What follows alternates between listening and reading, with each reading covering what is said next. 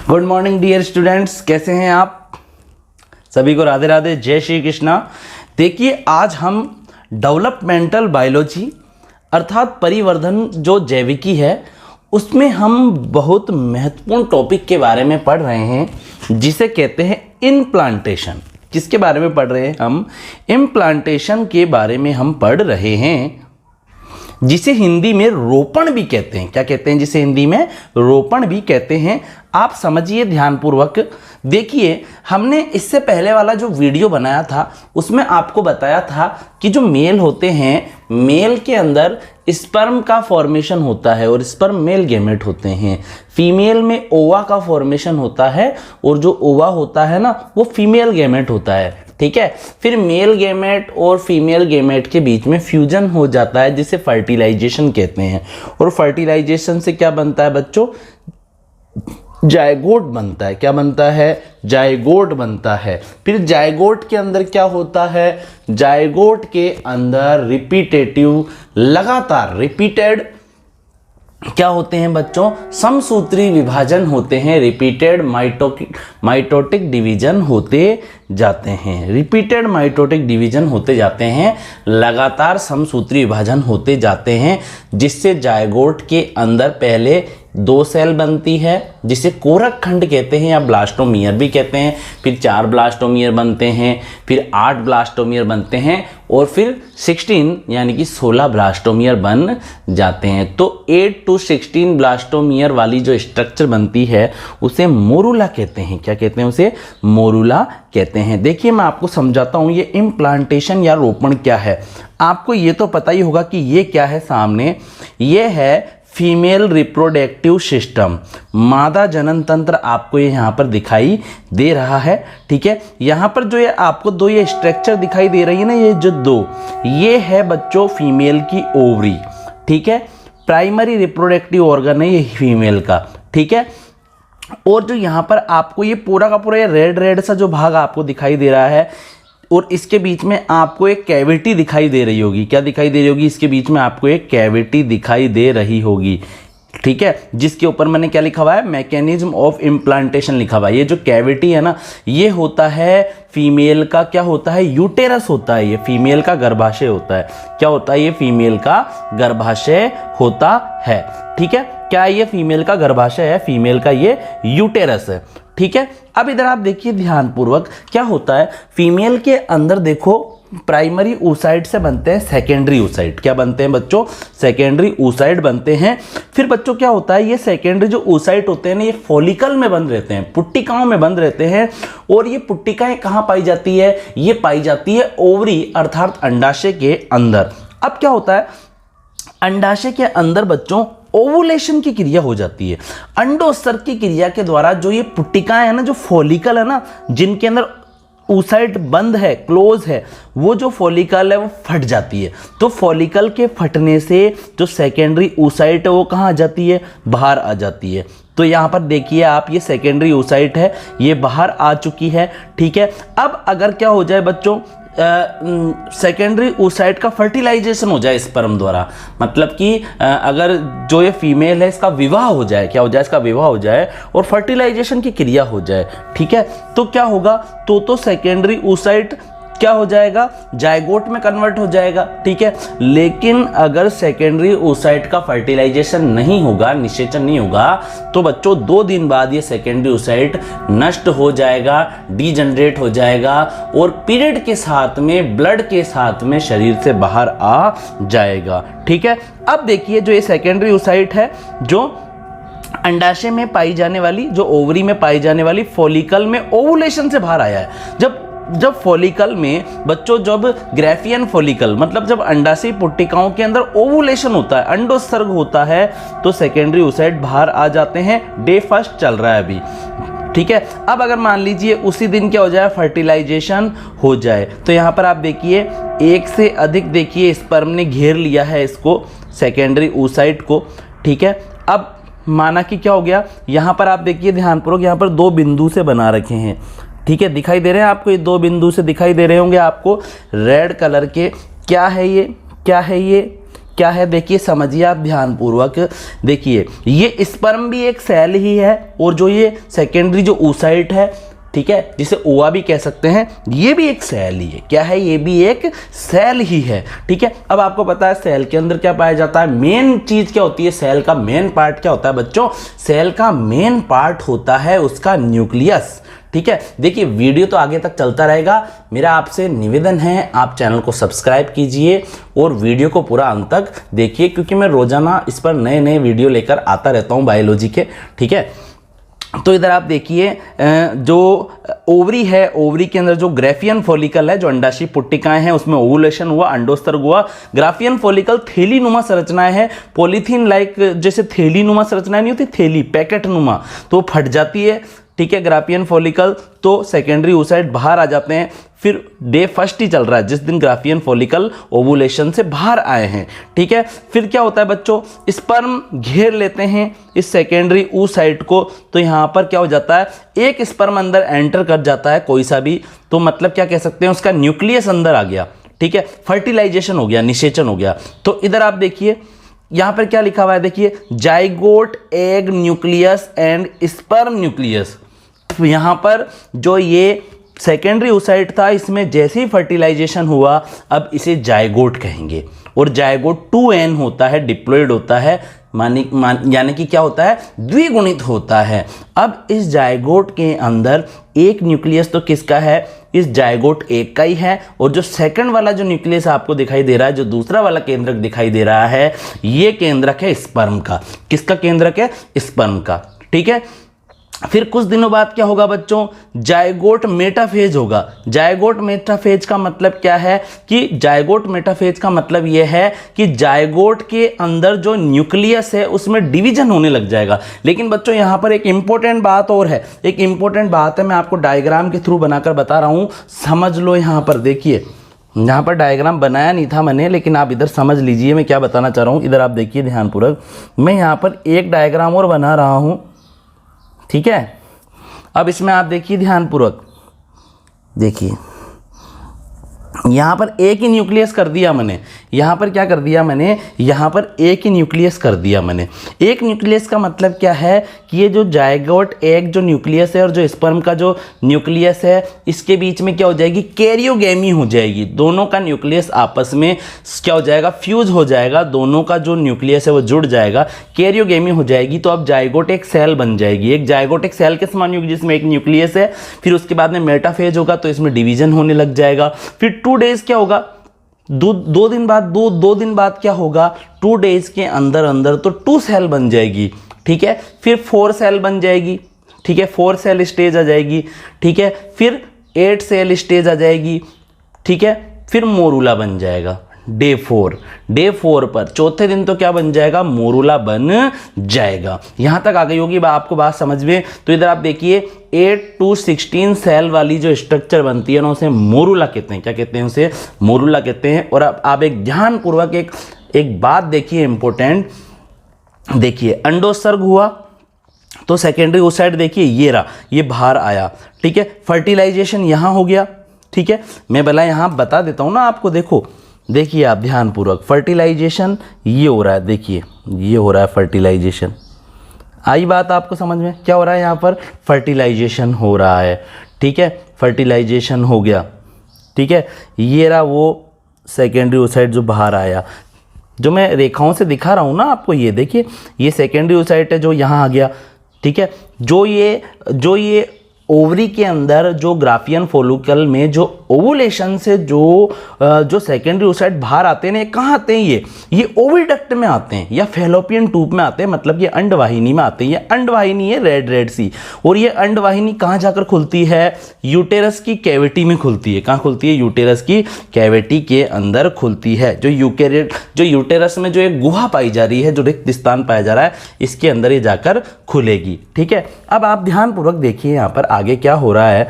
ठीक है, तो आप देखिए यहाँ पर देखिए ग्राफियन फॉलिकल में ओवुलेशन होने से सेकेंडरी oocyte बाहर आ गया, फिर सेकेंडरी oocyte में फर्टिलाइजेशन हो गया।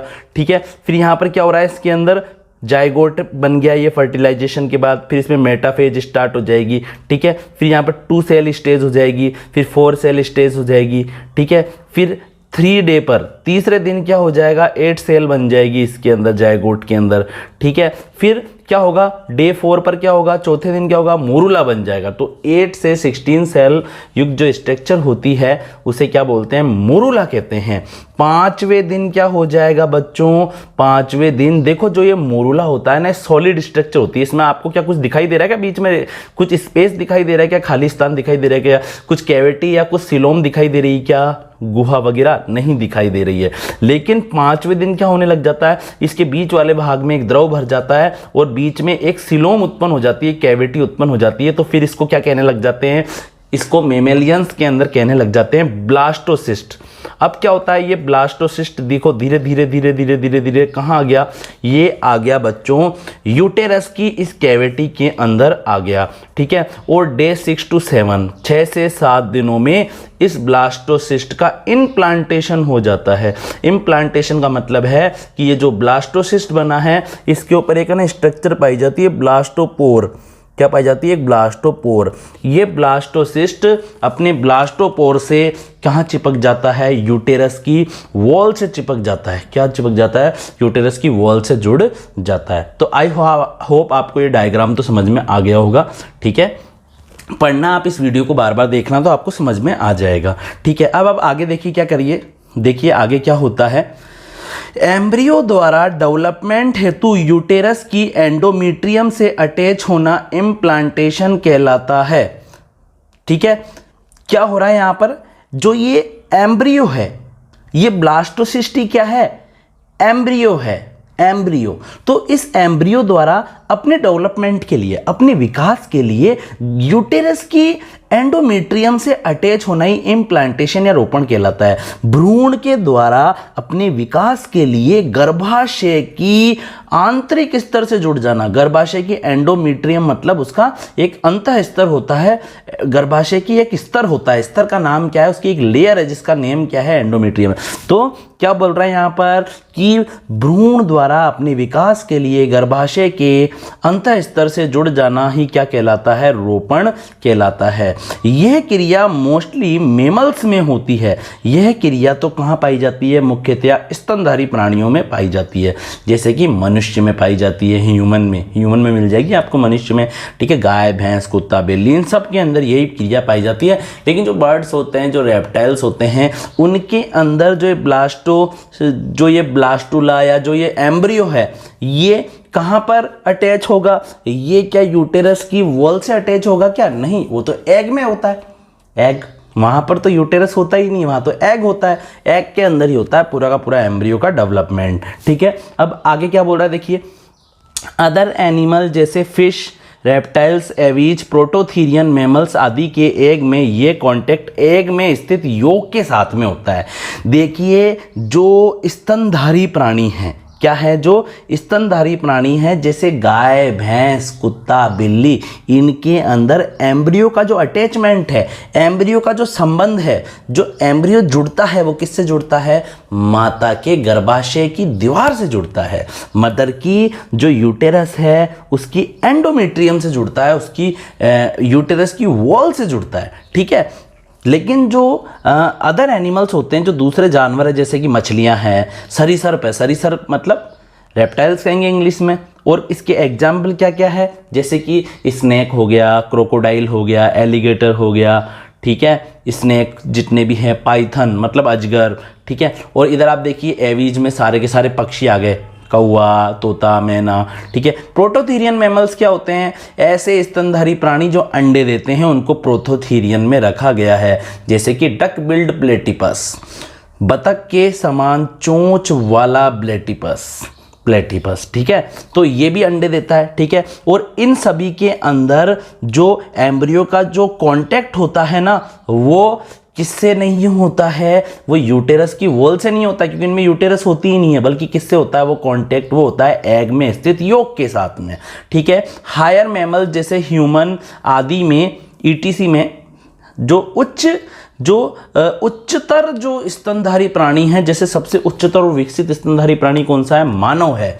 तो मानव के अंदर, ह्यूमन के अंदर ब्लास्टोसिस्ट जो होती है, जो कोरकपुटी है, ये ब्लास्टोसिस्ट या कोरकपुटी क्या है? अरे जो होलो जो एम्ब्रियो है, जो खोखला जो भ्रूण है ना, उसको क्या बोलते हैं? ब्लास्टोसिस्ट या कोरकपुटी कहते हैं। ये यूटेरस की एंडोमेट्रियम से कांटेक्ट बनाकर इसमें शंक हो जाता है, इसमें धस जाता है। ह्यूमन में इंटरस्टिशियल इम्प्लांटेशन पाया जाता है। मानव में अंतराली रोपण पाया जाता है। अंतराली रोपण का मतलब क्या है कि जो ये ब्लास्टोसिस्ट है ना, ये गर्भाशय की दीवार के अंदर तक धस जाता है, शंक हो जाता है। अगर मान लीजिए गर्भपात हो जाए, ठीक है, या क्या हो जाए गलती से, ये जो एम्ब्रियो है ये माता के अगर इस वॉल से हट जाए ना, तो बहुत ज़्यादा रक्त का स्त्राव होने लग जाता है। क्योंकि जो ये ब्लास्टोसिस्ट होता है ये बिल्कुल कहाँ जुड़ता है? ये जुड़ता है यूटेरस की जो बॉडी है ना, उसके अंदर तक धस जाता है।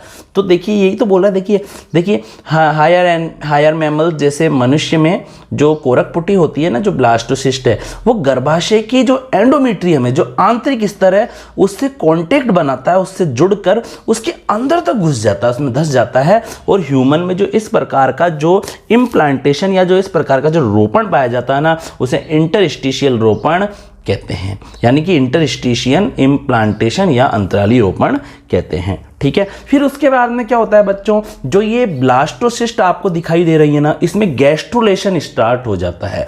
तो उससे क्या बनता है? गैस्ट्रुला बनता है। देखिए, जायगोट के अंदर क्लीवेज होता है, लगातार समसूत्री विभाजन से मोरूला बनता है। फिर मोरूला के अंदर एक कैविटी बन जाती है, ठीक है, और इसमें एक लिक्विड भर जाता है, तो ब्लास्टोसिस्ट बन जाता है। फिर ये ब्लास्टोसिस्ट क्या होता है बच्चों, ये यूटेरस की जो एंडोमेट्रियम है उससे कांटेक्ट हो जाता है, उससे जुड़ जाता है। फिर उसके बाद में क्या होता है, जो ये ब्लास्टोसिस्ट है ये गैस्ट्रुला में कन्वर्ट हो जाता है, गैस्ट्रुला में बदल जाता है। किसकी प्रक्रिया द्वारा? गैस्ट्रुलेशन के द्वारा। यह किस में बदल जाता है? गैस्ट्रुलेशन के द्वारा यह गैस्ट्रुला में बदल जाता है। अब गैस्ट्रुलेशन एंड गैस्ट्रुला के अंदर क्या हो रहा है, आप देखिए ध्यानपूर्वक। यहां पर आप देखिए, जो ये ब्लास्टोसिस्ट है ना, ये गैस्ट्रुला बना रहा है, ठीक है, और इस गैस्ट्रुला के अंदर है ना 3 लेयर बन जाती है। क्या बन जाती है? 3 स्तर बन जाते हैं। जो सबसे जो भारी स्तर है, यहां पर क्या होता है, गैस्ट्रुलेशन के अंदर जो ब्लास्टोसिस्ट है वो गैस्ट्रुला में कन्वर्ट हो जाता है, गैस्ट्रुला में बदल जाता है। और इस दौरान जो ब्लास्टोसिस्ट है ना, उसके अंदर 3 जर्मिनल लेयर का निर्माण होता है। एक्टोडर्म, जिसे क्या बोलते हैं, बाह्य जनन स्तर बोलते हैं, एक्सटर्नल जर्मिनल लेयर कहते हैं। फिर बनती है अंदर की तरफ एंडोडर्म, जिसे अंतः जनन स्तर कहते हैं या इंटरनल जर्मिनल लेयर कहते हैं। और इन दोनों के बीच में क्या पाई जाती है? मीजोडर्म पाई जाती है, जिसे क्या बोलते हैं, मध्य जनन स्तर या मिड जर्मिनल लेयर कहते हैं। ठीक है, और यहाँ पर एक छिद्रनुमा संरचना भी पाई जाती है, जिसे क्या कहते हैं, ब्लास्टोपोर कहते हैं। क्या कहते हैं? ब्लास्टोपोर कहते हैं। ठीक है, देखिए ध्यानपूर्वक, गैस्ट्रुलेशन यह एम्ब्रियोनिक डेवलपमेंट की मोस्ट इंपॉर्टेंट स्टेज है। भ्रूणीय विकास की सबसे ज़्यादा जो इंपॉर्टेंट या जो सबसे महत्वपूर्ण जो अवस्था है वो है गैस्ट्रुलेशन। क्या है वो? गैस्ट्रुलेशन है, वो है गैस्ट्रुलेशन। ठीक है, देखिए यहां पर क्या बोल रहा है, 1 लेयर्ड ब्लास्टुला 2 और 3 लेयर गैस्ट्रुला में बदल जाता है। जो 1 लेयर, यहां पर आपको कितनी लेयर दिखाई दे रही है भाई साहब? केवल 1 लेयर, 1 लेयर। जो ये ब्लास्टोसिस्ट आप बोल रहे हैं सर, कभी तो आप ब्लास्टुला बोलते हो, कभी ब्लास्टोसिस्ट। अरे बच्चों, जो ये ब्लास्टुला होता है ना, इसे स्तनधारी प्राणियों में या मेमल्स में ब्लास्टोसिस्ट कहते हैं। ठीक है, तो मैं यहाँ पे ब्लास्टुला भी कह सकता हूँ या ब्लास्टोसिस्ट भी कह सकता हूँ। ठीक है, तो यहाँ पर आप देखिए ध्यानपूर्वक कि यहाँ पर आपको कितनी लेयर दिखाई दे रही है? 1 लेयर दिखाई दे रही है। लेकिन इसमें कितनी लेयर दिखाई दे रही है? देखिए, एक तो ये येलो सी है, ठीक है ना, फिर यानी कि ये येलो सी, फिर ऑरेंज सी, फिर ब्लू सी। तो फर्स्ट लेयर, सेकंड लेयर और थर्ड लेयर, यहाँ पर आपको 3 लेयर दिखाई दे रही है। ठीक है, तो 1 लेयर्ड ब्लास्टुला 2 और 3 लेयर गैस्ट्रुला में बदल जाता है। एक स्तरीय जो ब्लास्टुला है या जो एक स्तरीय जो कोरक है, वो 2 या 3 स्तरीय गैस्ट्रुला में बदल जाता है। ठीक है। गैस्ट्रुलेशन की क्रिया में ब्लास्टुला की सरफेस पर उपस्थित ब्लास्टोमियर का माइग्रेशन या रीअरेंजमेंट होता है तथा यह 3 germinal layer ectoderm, endoderm, mesoderm बनाती है। यहां पर क्या हो रहा है, गैस्ट्रुलेशन की प्रक्रिया के अंदर क्या हो रहा है, जो ये ब्लास्टुला है, जो ब्लास्टोसिस्ट है ना, और इसकी जो ये सरफेस पर या सतह पर पाई जाने वाली जो ये ब्लास्टोमियर्स है, ये क्या करती है, ये माइग्रेशन करती है। प्रवास करने का मतलब क्या है, माइग्रेशन करने का मतलब क्या है, यहां वहां जाती है। ठीक है, माइग्रेशन करने का मतलब क्या है, प्रवास करना, या यहां वहां जाती है और रीअरेंजमेंट होकर, पुनर्व्यवस्थित होकर 3 जनन स्तर बना लेती है। एक्टोडर्म, एंडोडर्म और मीजोडर्म बना लेती है। ठीक है, बाह्य जनन स्तर, अंतः जनन स्तर और मध्य जनन स्तर का निर्माण कर लेती है। ठीक है, फिर क्या बोल रहा है तीसरे पॉइंट में कि गैस्ट्रुलेशन के दौरान ब्लास्टोमियर की मूवमेंट को मोर्फोजेनेटिक मूवमेंट कहते हैं। अभी अपन ने क्या बोला कि जो ये ब्लास्टोसिस्ट या ब्लास्टुला है, इसकी सरफेस की जो ब्लास्टोमियर है, ये क्या हो रही है, माइग्रेशन कर रही है, रीअरेंजमेंट हो रही है। माइग्रेशन करने का मतलब क्या है कि मूवमेंट कर रही है। बर्ड एक जगह से दूसरी जगह माइग्रेशन करते हैं तो मूवमेंट ही तो करते हैं पक्षी भी। ठीक है, तो उसी प्रकार से यहाँ पर जो ये जो ब्लास्टोमियर है, इसके अंदर माइग्रेशन हो रहा है, मतलब मूवमेंट हो रहा है। और गैस्ट्रुलेशन के दौरान जो ब्लास्टोमियर्स की जो मूवमेंट होती है उसको मॉर्फोजेनेटिक मूवमेंट या संरचना विकास गतियां कहते हैं। क्योंकि ये मूवमेंट होगी तभी तो बच्चों ब्लास्टोसिस्ट से क्या बनेगा, गैस्ट्रुला बनेगा, और गैस्ट्रुला से फिर आगे जाकर गैस्ट्रुला में ऑर्गन का डेवलपमेंट होगा और एक छोटा सा प्यारा सा बेबी बन पाएगा। देखिए फिर क्या होता है, इस प्रकार की मूवमेंट में प्रोस्पेक्टिव एरिया का विकास करने वाली सेल्स अपने फिक्स्ड प्लेस पर पहुंच जाती है। क्या होता है यहाँ पर, इस प्रकार की जो गति होती है, इस प्रकार की जो मूवमेंट होती है ना, उसमें जो ब्लास्टोमियर्स होती है वो कहाँ पहुँच जाती है, अपने भावी क्षेत्रों में पहुँच जाती है या निश्चित स्थान पर पहुँच जाती है। इस प्रकार की मूवमेंट में अपने भावी क्षेत्रों का विकास करने वाली जो ब्लास्टोमियर है वो फिक्स्ड प्लेस पर पहुंच जाती है, अपने निश्चित स्थानों पर पहुंच जाती है। ठीक है, एम्ब्रियो में होने वाली मोस्ट एरर ब्लास्टोमियर्स के रॉन्ग प्लेस पर पहुंच जाने के कारण होती है। अरे देखो, आप तो बिल्कुल सरल भाषा में समझ लो, जाइगोट है, जाइगोट में सेल डिवीजन बना तो एक ठोस स्ट्रक्चर बन गई, एक गुच्छा बन गया अंगूर के समान, मोरूला बोल रहे हैं। ठोस एम्ब्रियो को क्या बोलते हैं, मोरूला बोलते हैं। ठोस जो भ्रूण है, सॉलिड जो एम्ब्रियो है, उसको क्या बोलते हैं, मोरूला कहते हैं। अब कुछ समय पश्चात क्या होता है, मोरूला के बीच में कैविटी उत्पन्न हो जाती है और उसमें एक लिक्विड भर जाता है, तो इसे ब्लास्टुला कहते हैं। और ब्लास्टुला को मैमल्स में क्या कहते हैं, ब्लास्टोसिस्ट कहते हैं। फिर ये ब्लास्टोसिस्ट जो यूटेरस होता है, या जो फीमेल का जो गर्भाशय है, जो फीमेल का जो यूटेरस है, मादा की जो गर्भाशय है, उसके एंडोमेट्रियम से जुड़ जाता है, उसके अंतः स्तर से जुड़ जाता है। ठीक है, फिर उसके बाद में गैस्ट्रुलेशन की प्रक्रिया स्टार्ट हो जाती है। और गैस्ट्रुलेशन के प्रोसेसेस द्वारा क्या होता है, जो 1 लेयर्ड जो ब्लास्टुला है या जो ब्लास्टोसिस्ट है, वो 2 या 3 लेयर्ड गैस्ट्रुला में कन्वर्ट हो जाता है। ठीक है, और गैस्ट्रुलेशन के दौरान क्या क्या होता है,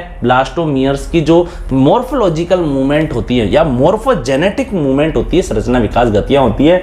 लेकिन यहाँ पर क्या बोल रहा है, एम्ब्रियो में होने वाली मोस्ट एरर ब्लास्टोमियर के रॉन्ग प्लेस पर पहुंच जाने के कारण होती है। देखो, गैस्ट्रुलेशन में क्या होता है, जब ये सरफेस पर पाई जाने वाली, ब्लास्टुला के सरफेस पर पाई जाने वाली ब्लास्टोमियर जब माइग्रेशन करती है, रीअरेंजमेंट होती है या मूवमेंट करती है, तो देखो क्या होता है, हार्ट बनाने वाली सेल बीच में आ जाती है, ब्रेन बनाने वाली जो ब्लास्टोमियर है या जो सेल है वो ऊपर चली जाती है, रिप्रोडक्टिव ऑर्गन बनाने वाली जो सेल या ब्लास्टोमियर है वो नीचे की तरफ चली जाती है। ठीक है, यहाँ तक आपको आ रही होगी बात समझ में। लेकिन अगर मान लो ऐसा हो जाए कि ब्रेन बनाने वाली सेल अगर कहाँ आ जाए, मध्य भाग में आ जाए, ठीक है, या हार्ट बनाने वाली जो सेल है या जो ब्लास्टोमियर है वो ऊपर चले जाए, तो यहाँ पर एम्ब्रियो के अंदर, भ्रूण के अंदर क्या हो जाएगी, क्या एरर उत्पन्न हो जाएगी, त्रुटि उत्पन्न हो जाएगी, आड़ा टेढ़ा लूला लंगड़ा बच्चा पैदा होगा। ठीक है, एम्ब्रियो में होने वाली मोस्ट एरर्स किस वजह से होती है,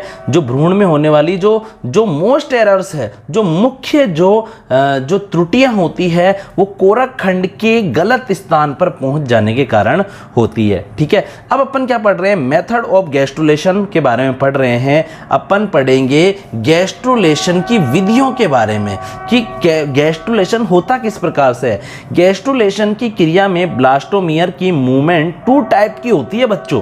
2 प्रकार से गैस्ट्रुला के अंदर मूवमेंट होती है। देखिए, गैस्ट्रुलेशन की क्रिया में ब्लास्टोमियर की मूवमेंट 2 टाइप से होती है। ब्लास्टुला से जब गैस्ट्रुला बनता है ना, तो उस दौरान ब्लास्टुला के अंदर पाए जाने वाली जो ब्लास्टोमियर है या जो कोरक खंड है वो 2 टाइप से मूवमेंट करती है, 2 टाइप से गति करती है। 2 टाइप की मूवमेंट कौन सी होती है यहाँ पर, एपीबोली, क्या नाम है यहाँ पर, एपीबोली और एम्बोली, एपीबोली और एम्बोली। ठीक है, देखिए यहां पर गैस्ट्रुलेशन के दौरान जो ब्लास्टोमियर की जो मूवमेंट है ना वो 2 टाइप की होती है, एपीबोली मूवमेंट, ठीक है, और दूसरी होती है एम्बोली मूवमेंट। एपीबोली मूवमेंट के अंदर क्या होता है, movement of forming blastomeres, ectoderm बनाने वाली जो ब्लास्टोमियर्स है उसकी मूवमेंट होती है। क्या होती है, movement of forming blastomeres, ectoderm forming blastomeres. यहां पर एक वर्ड और आ जाएगा बीच के अंदर, एक्टोडर्म, यहां पर लिख देते हैं अपन एक्टोडर्म। ठीक है, अब सही है। देखिए, epiboly, movement of ectoderm forming blastomere. Epiboly movement के अंदर क्या होता है, जो ब्लास्टुला में पाई जाने वाली जो ब्लास्टोमियर है तो और वो ब्लास्टोमियर एक्टोडर्म बनाएगी, बाह्य जनन स्तर बनाएगी या त्वचा का निर्माण करेगी, है ना। ठीक है, तो एपीबोली मूवमेंट के अंदर क्या होता है, movement of ectoderm forming blastomeres. यहां पर एक्टोडर्म बनाने वाली ब्लास्टोमियर या बाह्य जनन स्तर बनाने वाली कोरक खंडों के अंदर गति होती है, एपीबोली। ठीक है, और एम्बोली गतियों के अंदर क्या होता है, movement of mesoderm and endoderm forming blastomeres. Emboli movement क्या है, एम्बोली मूवमेंट के अंदर मीजोडर्म और एंडोडर्म बनाने वाली, मध्य जनन स्तर और अंत जनन स्तर बनाने वाली ब्लास्टोमियर या कोरक खंडों की गतियां होती है। ठीक है, सम एनिमल में गैस्ट्रुलेशन के दौरान एक कैविटी बन जाती है जिसे गैस्ट्रोसील और ऑर्केंट्रॉन कहते हैं। क्या कहते हैं, जिसे गैस्ट्रोसील या आर्केंट्रॉन कहते हैं। ठीक है, यहां पर आप देखिए ध्यानपूर्वक, यहां पर ये आपको कैविटी में जो दिखा रहा हूं ना बच्चों, ये जो है ये क्या है, ये जो गैस्ट्रुला के बीच में जो आपको कैविटी दिखाई दे रही है ना, ये वाली जो ब्लास्टोपोर से बाहर खुल रही है, ये क्या है, आर्केंट्रॉन है। इसे गैस्ट्रोसील भी कह सकते हैं। यहां लिख देते हैं अपन आर्केंट्रॉन, आर्केंट्रॉन।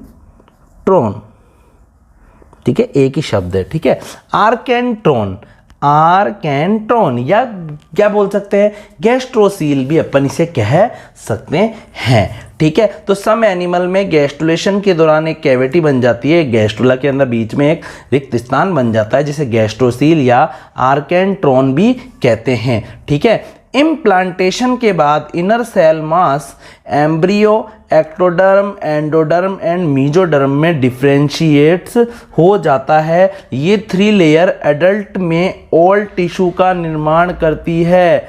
इम्प्लांटेशन का मतलब क्या है समझिए। देखिए, बार बार मैं आपको ये डायग्राम दिखा रहा हूँ। ऐसा क्यों कर रहा हूँ, क्योंकि यहाँ पर आप देखिए ना, जब मोरूला से क्या बना था, ये ब्लास्टोसिस्ट या ब्लास्टुला बना था, तो ये ब्लास्टुला कहाँ चिपक गया था, कहाँ अटैच हो गया था, ये यूटेरस की एंडोमेट्रियम से, गर्भाशय की वॉल से, गर्भाशय की दीवार से या गर्भाशय के स्तर से ये अटैच हो गया था, जुड़ गया था। और भी कुछ समय पश्चात ये जो ब्लास्टोसिस्ट या जो ब्लास्टुला था ये गैस्ट्रुला में कन्वर्ट हो गया था, गैस्ट्रुला में बदल गया था। ठीक है, और अब इस गैस्ट्रुला के अंदर क्या पाया जाता है बच्चों, एक इनर सेल मास पाया जाता है। यहां पर आप देखिए ध्यानपूर्वक, यहां पर आप खुद देखिए, यहां पर आप देखिए ऊपर तो देखिए एक ही लेयर है, ठीक है, इस ब्लास्टोसिस्ट में। लेकिन यहाँ पर आप देखिए धीरे धीरे देखिए एक सेल का एक गुच्छा सा बन चुका है यहाँ पर नीचे की तरफ। तो यहाँ पर क्या बन गया, एक इनर सेल मास बन गया। क्या बन गया, यहाँ पर एक इनर सेल मास बन चुका है। ठीक है, अंतर कोशिका समूह, क्या बोलेंगे इसे, अंतर कोशिका समूह बोलेंगे। और जो ये अंतर कोशिका समूह है, तो इम्प्लांटेशन के बाद मतलब रोपण के बाद जो इनर सेल मास है, जो एम्ब्रियो के अंदर जो, या अपन कह सकते हैं जो गैस्ट्रुला के अंदर जो एक इनर सेल मास है, या जो एक अंतर जो कोशिका समूह है, वो क्या बनाता, वही तो बना रहा है बाह्य जनन स्तर एक्टोडर्म। ठीक है, और क्या बना रहा है, एंडोडर्म और मीजोडर्म में डिफरेंशिएट्स हो जाता है, विभेदित हो जाता है।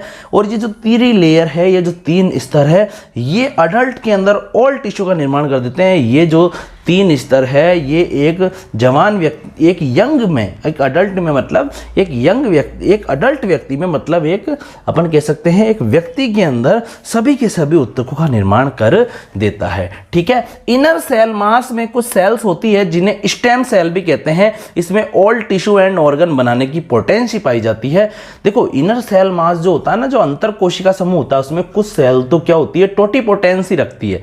और टोटिपोटेंसी का मतलब क्या है, ऐसी सेल जो खुद अकेली सेल ही पूरा का पूरा क्या बना सकती है, पूरे का पूरा टिश्यू या ऑर्गन बना सकती है, पूरा का पूरा ऊतक या अंग बना सकती है। और कुछ बच्चों, कुछ स्टेम सेल की या टोटिपोटेंसी सेल की पोटेंसी तो इतनी पाई जाती है, क्षमता इतनी पाई जाती है, पूरा पूरा क्या बना देती है, एनिमल ही बना देती है। ठीक है, अब इधर आप देखिए। ठीक है, summary of development stage in human, मानव में भ्रूणीय अवस्थाओं का सारांश क्या है, इसके बारे में हम पढ़ने जा रहे हैं। After 1 month of pregnancy the embryo's heart is formed। 1 महीने की सरगर्भता के पश्चात, 1 महीने की ये क्या है, प्रेगनेंसी को क्या बोलेंगे, सगर्भता लिख देता हूं यहां पे, सगर्भता। After 1 month of pregnancy the embryo's heart is formed। 1 महीने की सगर्भता के पश्चात हृदय का निर्माण हो जाता है। अगर 1 जनवरी के दिन फर्टिलाइजेशन होके जायगोट बनेगा ना, तो 30 तारीख आते आते या 30 जनवरी तक तो उस जायगोट से एम्ब्रियो भी बन जाएगा और एम्ब्रियो में हार्ट का भी फॉर्मेशन हो जाएगा। By the end of is 2nd month of pregnancy the foetus develop limb and digits. दूसरे महीने का अंत होते होते, तो जब तक दूसरा महीने का अंत होगा ना, जब तक क्या आएगी बच्चों, 30 फरवरी आएगी। ठीक है, जब तक तो क्या हो चुका होगा, फीटस मतलब कि भ्रूण के अंदर उसके हाथ और पैरों का, हाथ पैर और उनकी अंगुलियों का विकास हो चुका है। लिम्स मतलब क्या हो गए, उसके हाथ पैर, उसके पाद, उनका और उनमें उंगलियों का भी विकास हो चुका होगा। By the end of 12 weeks first trimesters most of the major organ system use formed. By the end of 12 week 12 सप्ताह के 12वें सप्ताह के अंत तक, या फर्स्ट ट्राइमेस्टर मतलब कि पहली तिमाही के अंत तक, लगभग सभी प्रमुख अंग, most of the major organ मतलब लगभग सभी प्रमुख अंग तंत्रों का यहाँ पर निर्माण हो चुका होगा या रचना हो जाती है। The first movements of the foetus and appearance of hair on the head are usually observe during the 5th month। बच्चों गर्भावस्था की, देखो यही तो बोल रहा है, देखिए इधर आप ध्यान पूर्वक, the first movement of the foetus and appearance of hair on the head are usually observed during the 5th month। गर्भावस्था के या प्रेगनेंसी के 5वें महीने के दौरान तो क्या होने लग जाता है, जो गर्भ है या जो एम्ब्रियो है उसमें फर्स्ट मूवमेंट होती है, पहली जो गति होती है या जो पहली गतिशीलता होती है वो प्रदर्शित करता है। पहली बार कब हिलता डुलता है एम्ब्रियो?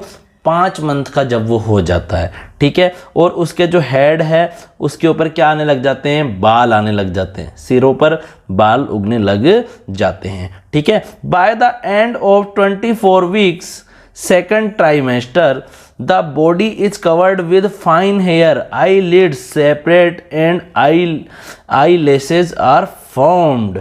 यहाँ पर क्या बोल रहा है? जो 24वें सप्ताह के अंत तक, bye the end of 24 weeks मतलब 24वें सप्ताह के अंत तक दूसरी तिमाही, 24वें सप्ताह का मतलब दूसरी तिमाही, सेकंड ट्राइमेस्टर मतलब दूसरी तिमाही के अंत तक बॉडी कवर्ड हो जाती है फाइन हेयर से। हल्के हल्के बाल आ जाते हैं पूरे शरीर पर, हल्के हल्के बाल निकल आते हैं, ठीक है। आंखों के ऊपर, आईज के ऊपर आईलिड्स बन जाती है, ठीक है। आंखों के ऊपर जो पलकें होती है वो सेपरेट हो जाती है, अलग अलग हो जाती है, ठीक है। And eyelashes are formed, ठीक है। और बरो भी बन जाती है। क्या बन जाती है? आंखों की पलकें अलग अलग हो जाती है और बरो का भी निर्माण हो जाता है। आई लैशेस मतलब बरो का भी निर्माण हो जाता है, ठीक है।